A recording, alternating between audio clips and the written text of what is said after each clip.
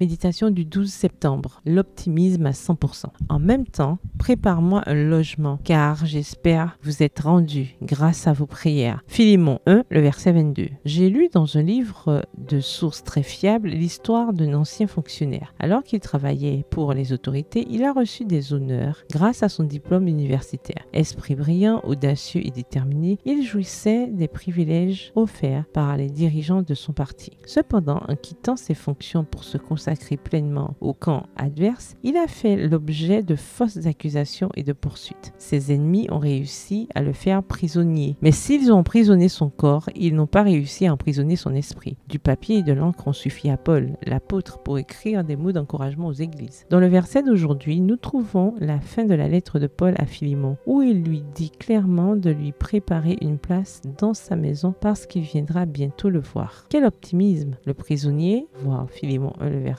1, espère grâce aux prières d'intercession de ses frères et sœurs être bientôt libéré. Le mot optimisme trouve son origine dans le mot optimum, qui signifie le meilleur. Une personne optimiste est capable de voir le meilleur dans chaque situation, même si celle-ci est défavorable. À l'opposé, nous trouvons le pessimisme, un mot qui trouve son origine dans le mot pessimum, qui signifie le pire. Un pessimiste s'attend au pire, même dans les situations favorables. Combien de fois, dans des situations défavorables, avons-nous oublié le mot optimisme? Combien de projets prometteurs ont-ils été gâchés par des personnes optimistes? En tant que filles de Dieu, nous ne pouvons pas nous attendre à ce que tout aille toujours bien, mais nous pouvons espérer le meilleur, même dans les mauvais moments que la vie nous réserve inévitablement. Il n'y a que deux façons de relever les défis avec optimisme ou avec pessimisme. De votre choix dépendra votre qualité de vie. Il est prouvé que peu de temps après avoir écrit cette lettre, Paul a été libéré de prison et a réalisé son désir d'aller voir Philémon. Paul a choisi d'être optimiste parce qu'il savait qu'un ange marchait à ses côtés. La bonne nouvelle, c'est qu'un ange a également été placé à vos côtés. Il n'empêchera pas que de mauvaises choses vous arrivent, mais en sa compagnie, vous pouvez toujours espérer le meilleur. PS, heureuse d'être optimiste. Bonne journée et que l'Éternel vous bénisse.